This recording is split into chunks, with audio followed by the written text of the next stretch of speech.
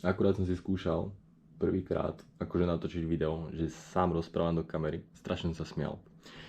Ale som si povedal, že je čas vystúpiť z komfortnej zóny a natočím toto video. Takže dopijem 6. kávu a dneska si dáme nejaké ťažké mŕtve ťahy. Takže dúfam, že sa vám tento koncept bude páčiť. Dáme si nejaké otázky z auta a dúfam, že mi napíšete niečo, že čo zlepšiť. Uvidíme, ako to pôjde. Takže ak sa vám toto video bude páčiť, dajte mi like a odber. Najčastejšia správa, ktorú mi ľudia písali, bolo, že koľko už cvičím. Takže cvičím 13 rokov. Momentálne mám 23 rokov, takže nejaký ten čas vo fitku som už strávil. Môžete mi kľudne povedať vy, že koľko už cvičíte, alebo že prečo necvičíte, alebo či by ste chceli začať cvičiť. Akurát je dneska 11. augusta, myslím. Tento rok by som ešte chcel docieliť to, že by som chcel troška pribrať, dlho som nepriberal, takže toto video môže tiež slúžiť na to, že by sme mohli začať bulkovať spolu. Chcel by som konečne sa posunúť troška vo váhach, čo sa týka trojbojových cvikov, lebo určitú dobu som sa tomu venoval. Ale keďže mám 3 operácie kolena, tak je to pre mňa troška náročnejšie, ale nebudem sa na to vyhovárať. Takže budeme aj tak dreť, či už sám alebo spoločne. Uvidíme, ako to dneska pôjde, som strašne zvedavý. Dlho som neťahal, ale chcel by som aj s týmito videami docieliť to, že by som išiel na súťaž. Vy by ste boli súčasťou toho, takže dajte mi samozrejme vedieť, ako som už spomínal, že čo zlepšiť, alebo čo by ste chceli viacej vidieť. Ďalšiu otázku, čo mi ľudia písali, bolo, že koľkokrát do týždňa chodím cvičiť.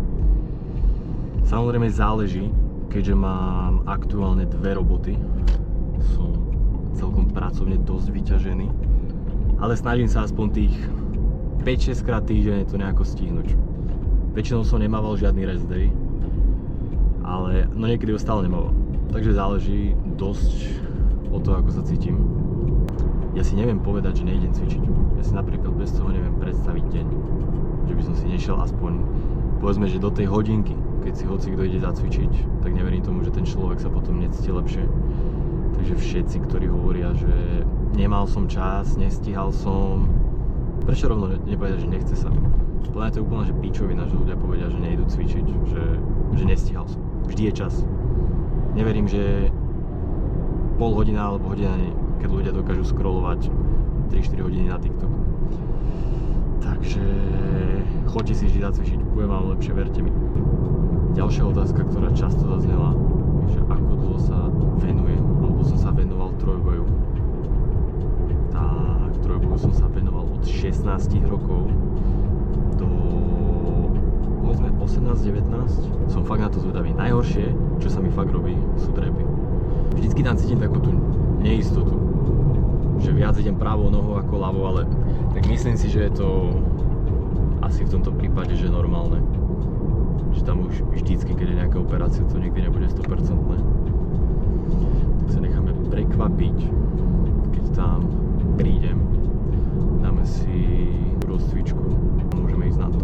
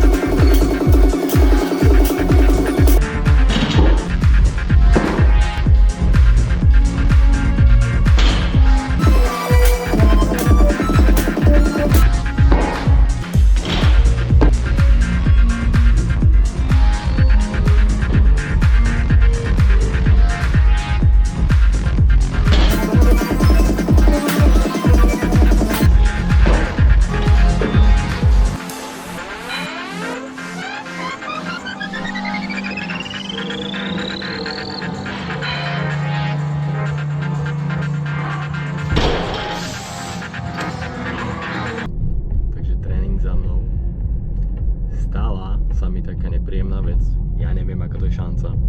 Možno je to tým, že som bol včera na masáži a asi som si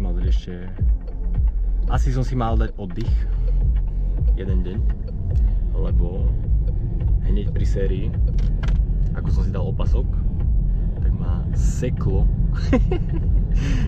na ľavej časti. To je aká šanca, že sa mi to stane? No nič. Tak aspoň si myslím, že to bol rýchly úvod a vidíme sa na budúce, keď budem odseknutý.